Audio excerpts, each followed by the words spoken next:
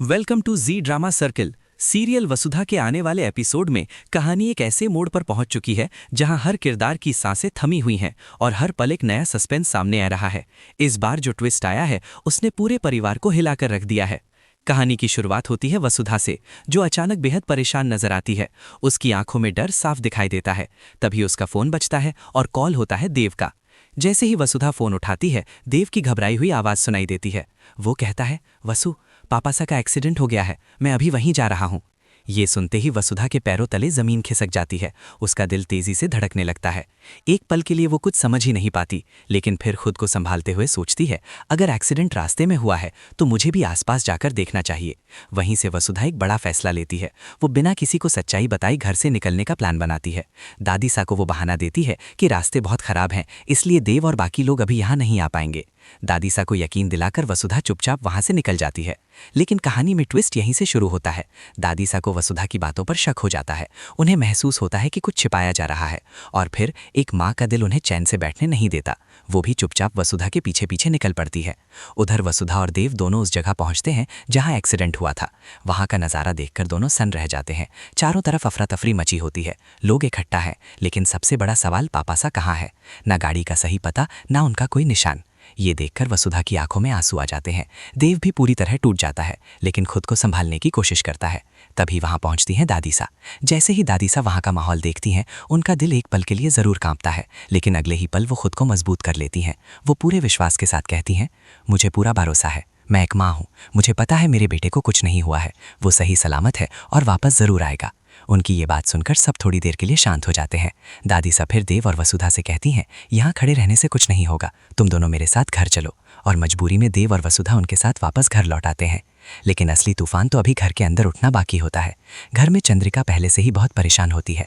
उसे पहले ही ये पता चल चुका होता है कि सारिका से व्रत टूट गया है। इस वजह से वो गुस्से और डर के बीच झूल रही होती है। चंद्रिका का मानना होता है कि ये कोई अपशगुन है। वो बार बार भगवान से प्रार्थना कर रही होती है, लेकिन उसका डर कम नहीं हो रहा होता। तभी वो गुस्से में सारिका पर बरस पड़ती है और कहती है कि उसकी वजह से सब कुछ गलत हो रहा है। लेकिन तभी सारिका एक ऐसी बात कह देती है जो पूरे माहौल को और भी भारी बना देती है। वो कहती है, सोचिए, जिस मेहमान को लेने के लिए सा गए थे और जिसके लिए आपने इतना कठिन व्रत रखा, अगर वो अभी तक नहीं लौटे तो जब वो मेहमान इस घर में आएगा तो क्या होगा? क्या ये सब अपशगुन नहीं है? सारिका की ये बात सुनकर चंद्रिका एकदम शांत हो जाती है। उसके दिमाग में अब सिर्फ एक ही बात घूमने लगती है, वसुधा। उसे लगता है कि वसुधा के आने से ही ये सब अशुभ हो रहा है। और उसी पल चंद्रिका एक बड़ा फैसला लेती है। वो ठान लेती है कि चाहे कुछ भी हो जाए, वो वसुधा को इस घर की बहू के रूप में कभी स्वीकार नहीं करेगी, भले ही इसके लिए उसे अपने बेटे से ही दूरी क्यों ना बनानी पड़े। उधर देव और वसुधा घर पहुंचते हैं। जैसे ही चंद्रिका उन्हें देखती है, वो तुरंत उनके पास दौड़कर आती है और घबराई हुई आवाज में पूछती है, क्या सा तुम्हारे साथ आए हैं? वो ठीक है ना? कुछ पल के लिए सन्नाटा छा जाता है। देव चुप हो जाता है। वसुधा की आंखें झुक जाती हैं और फिर देव धीरे से कहता है, नहीं, वो हमारे साथ नहीं आए। ये सुनते ही चंद्रिका के चेहरे का रंग उड़ जाता है। उसकी आंखों में डर और आंसू दोनों आ जाते हैं। अब कहानी एक ऐसे मोड़ पर खड़ी है जहां हर रिश्ता टूटने की कगार पर है। क्या सच में पापासा सही सलामत वापस आएंगे जैसा कि दादी सा कह रही हैं, या फिर यह हादसा कुछ और ही सच्चाई लेकर आने वाला है? क्या चंद्रिका का गुस्सा वसुधा के लिए नई मुसीबतें खड़ी करेगा? और सबसे बड़ा सवाल, क्या इस पूरे मामले की असली सच्चाई कभी सामने आएगी? आने वाले एपिसोड में हर राज खुलेगा और हर किरदार की असली परीक्षा होगी। तो आप बताइए, आप कितने एक्साइटेड हैं इस बड़े ट्विस्ट को देखने के लिए? कमेंट करके जरूर बताएं। और ऐसे ही लेटेस्ट अपडेट्स के लिए चैनल को सब्सक्राइब करना बिल्कुल ना भूलें। और डर के बीच झूल रही होती है। चंद्रिका का मानना होता है कि ये कोई अपशगुन है। वो बार बार भगवान से प्रार्थना कर रही होती है, लेकिन उसका डर कम नहीं हो रहा होता। तभी वो गुस्से में सारिका पर बरस पड़ती है और कहती है कि उसकी वजह से सब कुछ गलत हो रहा है। लेकिन तभी सारिका एक ऐसी बात कह देती है जो पूरे माहौल को और भी भारी बना देती है। वो कहती है, सोचिए, जिस मेहमान को लेने के लिए सा गए थे और जिसके लिए आपने इतना कठिन व्रत रखा, अगर वो अभी तक नहीं लौटे तो जब वो मेहमान इस घर में आएगा तो क्या होगा? क्या ये सब अपशगुन नहीं है? सारिका की ये बात सुनकर चंद्रिका एकदम शांत हो जाती है। उसके दिमाग में अब सिर्फ एक ही बात घूमने लगती है, वसुधा। उसे लगता है कि वसुधा के आने से ही ये सब अशुभ हो रहा है। और उसी पल चंद्रिका एक बड़ा फैसला लेती है।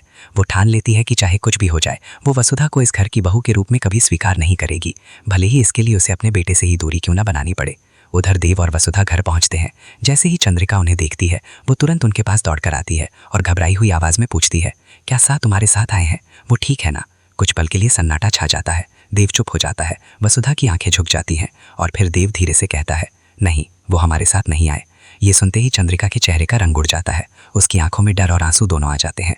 अब कहानी एक ऐसे मोड़ पर खड़ी है जहां हर रिश्ता टूटने की कगार पर है। क्या सच में पापा सा सही सलामत वापस आएंगे जैसा कि दादी सा कह रही हैं, या फिर यह हादसा कुछ और ही सच्चाई लेकर आने वाला है? क्या चंद्रिका का गुस्सा वसुधा के लिए नई मुसीबतें खड़ी करेगा? और सबसे बड़ा सवाल, क्या इस पूरे मामले की असली सच्चाई कभी सामने आएगी? आने वाले एपिसोड में हर राज खुलेगा और हर किरदार की असली परीक्षा होगी। तो आप बताइए, आप कितने एक्साइटेड हैं इस बड़े ट्विस्ट को देखने के लिए? कमेंट करके जरूर बताएं और ऐसे ही लेटेस्ट अपडेट्स के लिए चैनल को सब्सक्राइब करना बिल्कुल ना भूलें।